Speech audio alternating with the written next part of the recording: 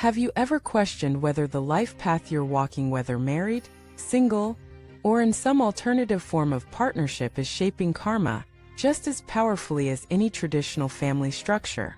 And isn't it worth asking if karma itself is far more about alignment and cause and effect than about fitting into societal molds of what a successful life should look like? Welcome back, dear viewers. In this exploration, we're stepping into the fascinating and sometimes controversial territory of non-marriage karma.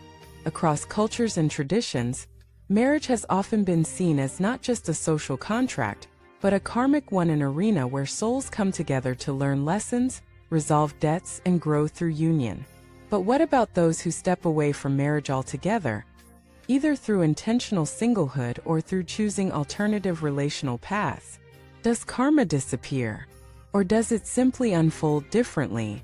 Today we will unpack this complex web of autonomy, soul contracts, ancestral imprints, and future echoes to understand how the karma of non-marriage might be just as profound as that of traditional bonds. To begin, we must rethink the very foundation of what relationship karma means. Too often, karma has been presented as punishment or reward, a ledger of rights and wrongs tied to divine judgment. But in truth, karma is neither punishment nor reward. It is the natural unfolding of cause and effect, the energy of choices reverberating through time.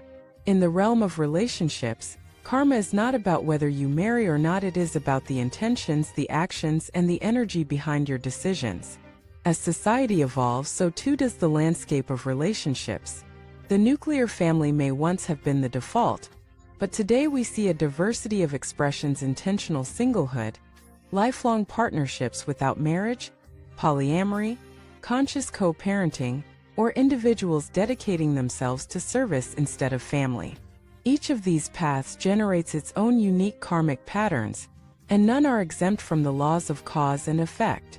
For those who choose intentional singlehood, the immediate energetic impact is often freedom and autonomy. Free from the karmic entanglements of a spouse or traditional family, the single individual carves a distinct path. But with that freedom comes responsibility, the karma of autonomy. Every decision, every commitment, every creation becomes solely your own.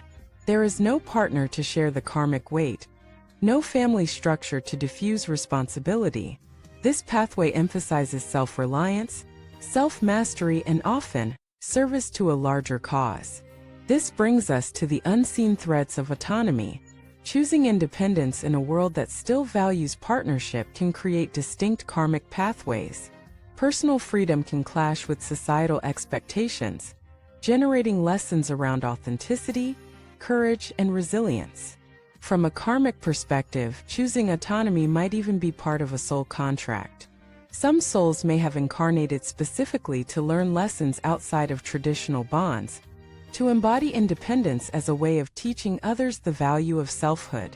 Others may dedicate their lives to service, whether spiritual, artistic, or humanitarian, as their form of relational karma, weaving their energy into the fabric of community rather than into one household.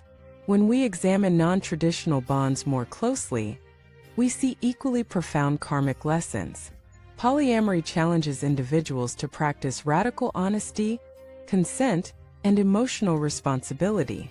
Conscious co-parenting requires navigating communication and respect without the traditional container of marriage. These structures carry karmic lessons centered on clarity, accountability, and the ethical balance of freedom and commitment. Importantly, non-marriage does not escape karma. It is not a loophole in the karmic system. Instead, it expresses karma differently through the weaving of new relational paradigms and the courage to embody them with integrity. Past lives can also shape our present-day choices. Vows of celibacy, traumatic experiences of betrayal, or even karmic entanglements in previous marriages may influence a soul's current aversion to traditional marriage. What may look like avoidance in this lifetime could, in fact, be the fulfillment of a deeper karmic resolution. Breaking ancestral patterns adds another layer. If generations of your lineage were bound to marriages that suppressed individuality or perpetuated cycles of harm, choosing not to marry could be a way of healing that karmic inheritance, planting seeds for future generations to explore partnership more consciously. But karma is not only about the past. It is also about the future echoes we create through our choices today. By redefining relational norms, we are creating karmic imprints that will ripple forward. The decision to live independently, to co-parent without marriage, or to form unconventional unions challenges society to expand its view of connection, and in doing so, sets the stage for new karmic blueprints for generations to come. So how do we embrace our unique karmic blueprint, regardless of marital status? It begins with conscious relationship choices, whether that relationship is with a partner, a community, or oneself. Rather than defaulting to tradition or rejecting it blindly, the karmic path asks us to pause, reflect, and align. Is your choice rooted in fear? Or is it rooted in love and authenticity? That intention is the seed that determines the karmic fruit.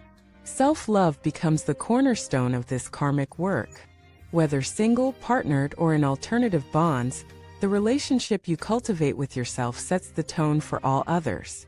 When you are fulfilled within, your karma radiates outward as harmony. When you are fragmented within, your relationships, traditional or otherwise, will mirror that fragmentation back to you.